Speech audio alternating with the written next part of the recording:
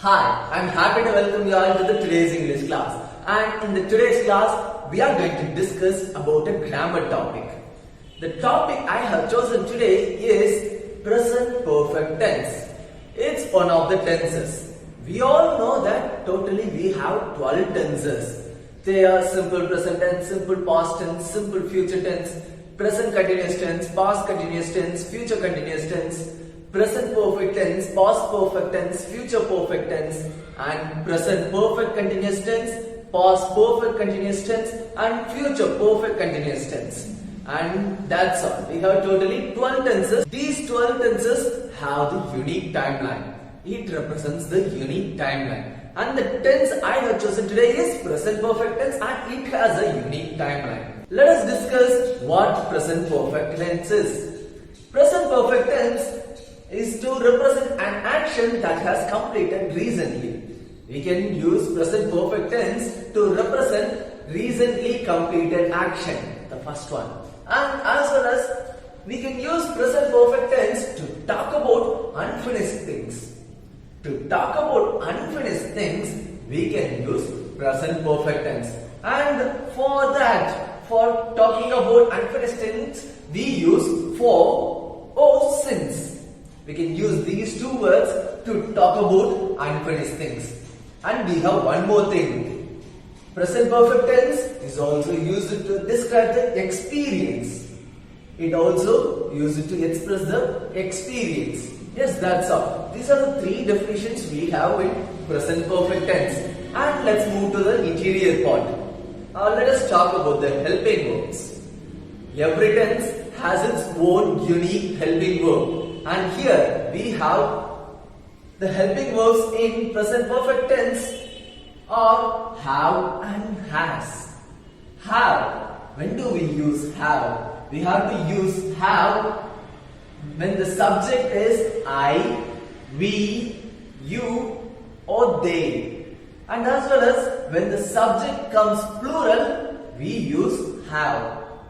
And for has we can use when the subject is he, she or it. And as well as when the subject comes singular, one person, Ram, Sita, Prabhu, Karthik. If the subject comes singular, then we can use has. Okay, we know the helping verb and we know what is present perfect tense and we know the formula. Subject plus helping verb plus main verb. Yes, the formation of a sentence comes with subject plus helping verb plus main verb. And I hope you know about subject. A subject is the doer of action. The person who does the action is called subject. And let's move to the third part, main verb. Here, for present perfect tense, not only for present perfect tense, for all perfect tenses, we are going to use the verb in third form. That is past participle form. We are going to use the verb in third form. Past participle form. The formation is simple, subject plus helping verb. We are going to use the helping verb in accord with the subject and main verb. Main verb, we are going to use the third form. Present past participle form. That's all. And I told you, it speaks about the recently completed action. You can see it in the timeline. And let's move to some examples. The first example given here is, I have already finished my homework. I have already finished my homework. It tells that action has recently completed. I have already finished my homework. I have lived in this house since I was 13.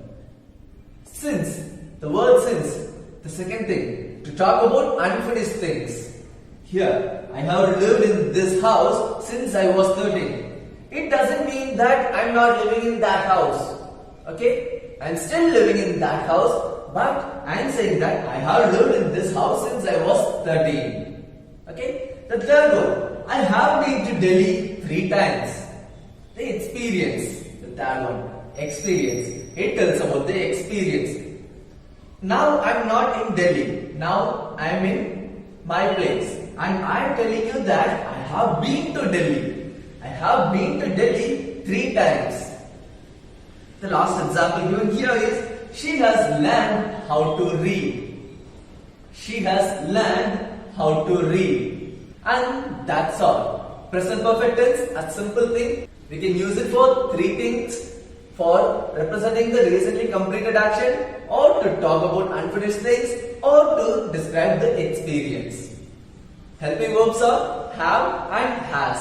Main verb must be in third form. That's all. Very simple. You can also frame present perfect tense easily with this. I hope you have understood it really well. That's all for the today's class. Thank you for watching this video.